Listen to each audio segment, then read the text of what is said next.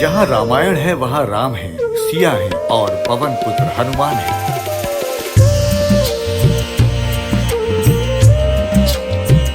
इन पात्रों के बिना राम कथा अधूरी है। हम सभी ने लक्ष्मण जी के भ्रातृ प्रेम की असंख्य गाथाएं सुनी हैं, जिसने निस्वार्थ सेवा और समर्पण की पराकाष्ठा को परिभाषित किया। लेकिन क्या आपने कभी उस भाई के बारे में सोचा है जिसने न तो राम के साथ वन गमन किया, न ही युद्ध भूमि में अस्त्र उठाया, परंतु जिसका त्याग, प्रेम और समर्पण लक्ष्मण जी से कम नहीं, बल्कि कुछ दृष्टिकोणों में और भी महान प्रतीत होता है। हम बात कर रहे हैं श्री राम के अनुज भरत जी की। भरत, जिन्होंने राज्य की समस्त सुख सुविधाएं ठुकराकर राम के चरणों में जीवन अर्पित कर दिया। भरत, जिन्होंने वनवासी राम को ही अपना राजा माना और स्वयं एक तपस्वी का जीवन चुना। भरत, जिनकी कथा सुनते ही हृदय प्रश्न करता है, क्या आज भी ऐसा त्याग और ऐसा प्रेम संभव है?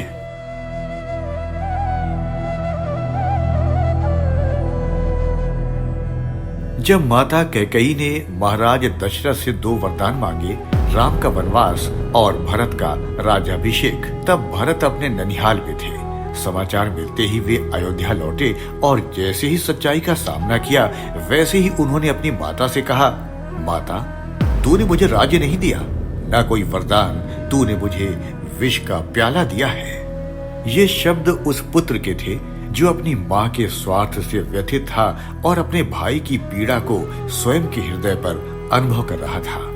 राम के वनवास से शोकाकुल कौशल्या माता ने भरत को ही इस दुख का कारण माना।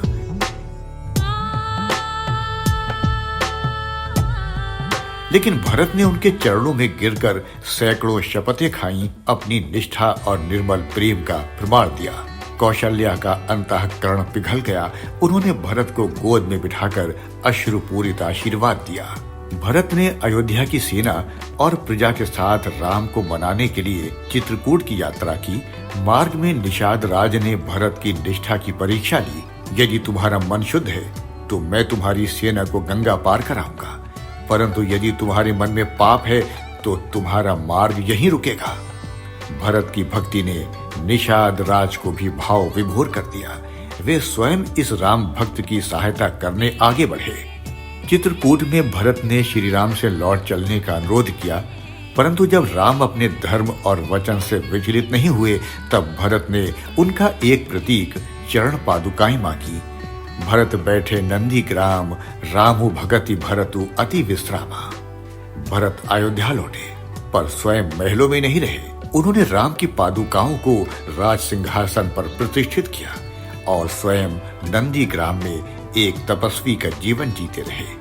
जैसे राम के लिए वनवास अयोध्या बन गया हो, वैसे ही भरत के लिए अयोध्या वन बन गई। भरत का जीवन केवल एक भाई का प्रेम नहीं था, वो एक ऐसा आदर्श था जो भक्ति, शक्ति और मर्यादा का संगम बन गया।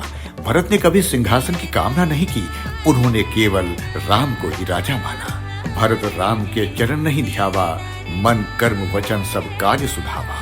भरत हमें सिखाते हैं कि सच्चा प्रेम न सत्ता चाहता है न स्वार्थ, सच्चा समर्पण न पहचान चाहता है न प्रतिफल। भरत की कथा हमें ये एहसास कराती है कि जहाँ त्याग है वहाँ शक्ति है, जहाँ प्रेम है वहाँ राम है, और जहाँ राम है वहाँ धर्म की अखंड ज्योति जलती रहती है। भरत एक नाम नहीं, एक जीवन शैली है। वे हमें आज भी प्रेरणा देते हैं कि जब कर्तव्य और प्रेम के बीच द्वंद्व हो तो हृदय से चुनो वही जो भरत ने चुना, राम। राम।